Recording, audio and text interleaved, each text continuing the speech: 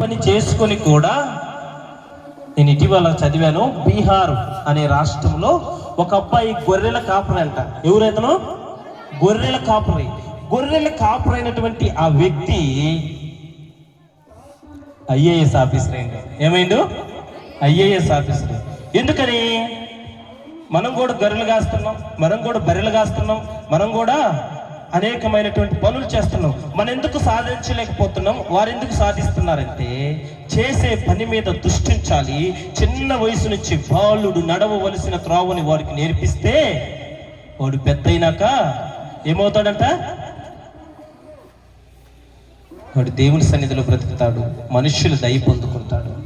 ప్రియా సహోదరులరా, మనం కూడా చిన్న వయసు నుంచి ఒక్కొక్కరు చూస్తే ఏకువజామున 4 గంటలకు లేచి తల్లిదండ్రులు ఫోర్స్ చేసి 4 గంటలు లేచి పిల్లల్ని చదివించి పెద్ద చేస్తారు.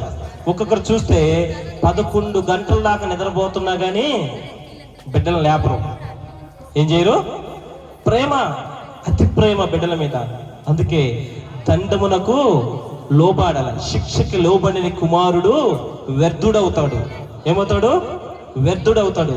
అందుకే చిన్న వయసు నుంచి కూడా బాలుని తన ఉండవలసిన తోరలో, తన నడవలసిన మార్గాన్ని నేర్పించాలి. వాడికి చిన్న వయసులో క్రమం చెప్పాలి, అవసరమైతే కొట్టాలి, వాడిని తిట్టాలి, ఇవన్నీ క్రమపరచాలి. వాడు కొంచెం పెద్ద క్రమంలో వచ్చినప్పుడు గమనించండి, మన బిడ్డలందరూ కూడా 1వ తరగతి వరకు చదువుతాం. ఎంతవరకు?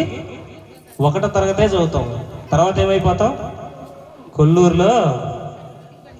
కొల్లూరులో ప్రణతి చెప్పు, యాడంట్రీలో పెసర్ లంక, నాగాయి లంక, ఇంకా ఏమి లంకలు ఉన్నాయాడ?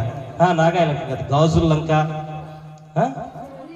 దోనేపూడి, ఇలాంటి ప్రాంతంలో. ఎందుకంటే మనం ఎలాగూ మన భవిష్యత్తు బాగలేదు, మన బిడ్డల భవిష్యత్తును బాగుండాలంటే మనకు గవర్నమెంట్ అనేక రకాలైనటువంటి సదుపాయాలు ఇస్తుంది. వాటిని మనం వాడుకోము, వాటిని ఉపయోగించకుండా మనం ఏం చేస్తున్నాం అంటే వ్యర్థపరిచి మన బిడ్డల యొక్క భవిష్యత్తు పాడు చేస్తున్నాం. అందుకే చెప్తున్నాడు, ఆయన సంవత్సరం అనే దయా కిరీటాన్ని ధరింపజేశాడు.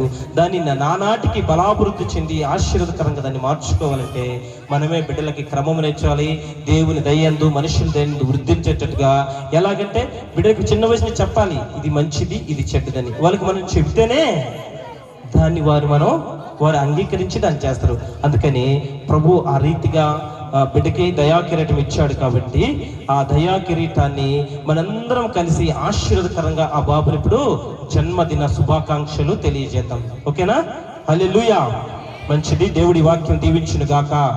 ఆమేన్. బాబుని బయటికి పైకి తీసుకొస్తే